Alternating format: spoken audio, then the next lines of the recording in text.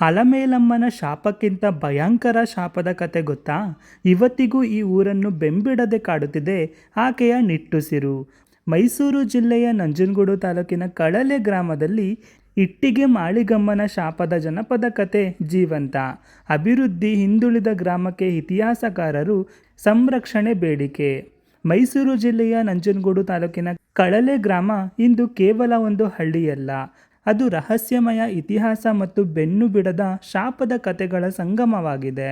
ಮೈಸೂರು ಅರಸರ ಇತಿಹಾಸದಲ್ಲಿ ಅಲಮೇಲಮ್ಮನ ಶಾಪ ಎಷ್ಟು ಪ್ರಸಿದ್ಧವೋ ಅಷ್ಟೇ ಭೀತಿ ಹುಟ್ಟಿಸುವ ಮತ್ತೊಂದು ಶಾಪ ಕಳಲೆ ಗ್ರಾಮಕ್ಕಿದೆ. ಕಳಲೆ ಗ್ರಾಮಕ್ಕೆ ಇರೋ ಆ ಶಾಪ ಮತ್ತು ಅದರ ಹಿನ್ನೆಲೆ ಏನು ಗೊತ್ತಾ? ಹಿಂದೆ ಕಳಲೆಯು ತಿಮ್ಮರಾಜ ಒಡೆಯರ್ ಆಳ್ವಿಕೆಯಲ್ಲಿದ್ದ ಒಂದು ಸಣ್ಣ ಸಂಸ್ಥಾನವಾಗಿತ್ತು.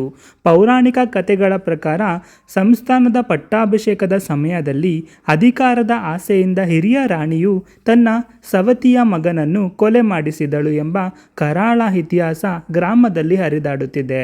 ಈ ರಕ್ತಸಿಕ್ತ ಘಟನೆಯ ನಂತರ ಸಂಸ್ಥಾನದಲ್ಲಿ ಶಾಂತಿ ಮಾಯವಾಗಿ ಅನಿಷ್ಟಗಳು ಆರಂಭವಾದವು ಎಂಬುವ ಹಿರಿಯರ ಮಾತಾಗಿದೆ. ಇಟ್ಟಿಗೆ ಮಾಲಿಗಮ್ಮನ ಶಾಪದ ಬಗ್ಗೆ ಗೊತ್ತಾ? ಈ ಗ್ರಾಮವನ್ನು ಬೆಂಬಿಡದೆ ಕಾಡುತ್ತಿರುವ ಇಟ್ಟಿಗೆ ಮಾಲಿಗಮ್ಮಳ ಶಾಪದ ಕತೆ ಹೀಗಿದೆ. ರಾಜನ ಪತ್ನಿ ಇಟ್ಟಿಗೆ ಮಾಲಿಗಮ್ಮ ಎಂಬುವವರ ಸಂಸ್ಥಾನದಲ್ಲಿ ನಡೆದ ಅನ್ಯಾಯಕ್ಕೆ ಬೇಸತ್ತು ಗ್ರಾಮದ ಬಾವಿಗೆ ಹಾರಿ ಆತ್ಮಹತ್ಯೆ ಮಾಡಿಕೊಂಡರು ಎಂಬ ಕತೆ ಗ್ರಾಮದ ಜನಪದ ಅವಿಭಾಜ್ಯ ಅಂಗವಾಗಿದೆ.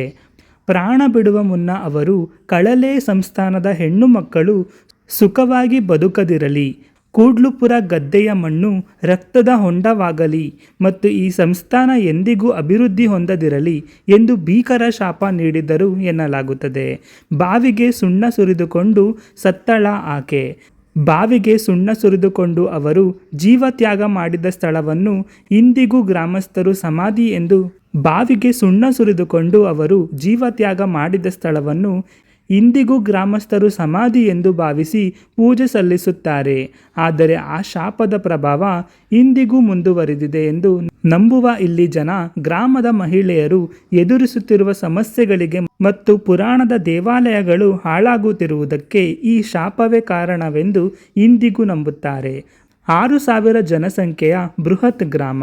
ಸುಮಾರು 6,000 ಜನಸಂಖ್ಯೆ ಹೊಂದಿರುವ ಮತ್ತು 8 ಮತಗಟ್ಟೆಗಳನ್ನು ಒಳಗೊಂಡಿರುವ ದೊಡ್ಡ ಗ್ರಾಮವಾಗಿದ್ದರೂ ಕಳಲೆಯು ನಿರೀಕ್ಷಿತ ಮಟ್ಟದಲ್ಲಿ ಅಭಿವೃದ್ಧಿ ಹೊಂದಿಲ್ಲದಿರುವುದು ಸ್ಥಳೀಯರಲ್ಲಿ ಅಸಮಾಧಾನ ಮೂಡಿಸಿದೆ. ಹದಗೆಟ್ಟ ರಸ್ತೆಗಳು, ಮೂಲ ಸೌಕರ್ಯದ ಕೊರತೆ ಮತ್ತು ಇತಿಹಾಸ ಪ್ರಸಿದ್ಧ ದೇವಾಲಯಗಳು ಶಿಥಿಲಗೊಳ್ಳುತ್ತಿರುವುದು ಗ್ರಾಮಸ್ಥರ ಆತಂಕಕ್ಕೆ ಕಾರಣವಾಗಿದೆ. ಈ ಐತಿಹಾಸಿಕ ಕೇಂದ್ರಕ್ಕೆ ಬೇಕಿದೆ ಕಾಯಕಲ್ಪ.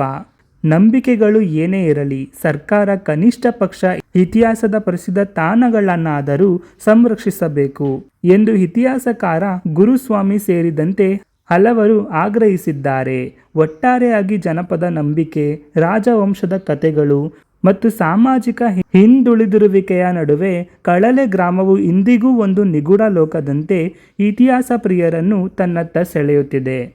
ಈ ಮಾಹಿತಿ ನಿಮಗೆ ಇಷ್ಟವಾಗಿದ್ದಲ್ಲಿ ಈ ವಿಡಿಯೋಗೆ ಲೈಕ್, ಶೇರ್, ಕಮೆಂಟ್ ಮಾಡಿ. ಹಾಗೆಯೇ ನಮ್ಮ ಚಾನಲನ್ನು ತಪ್ಪದೇ ಸಬ್ಸ್ಕ್ರೈಬ್ ಮಾಡಿಕೊಳ್ಳಿ. ಧನ್ಯವಾದಗಳು.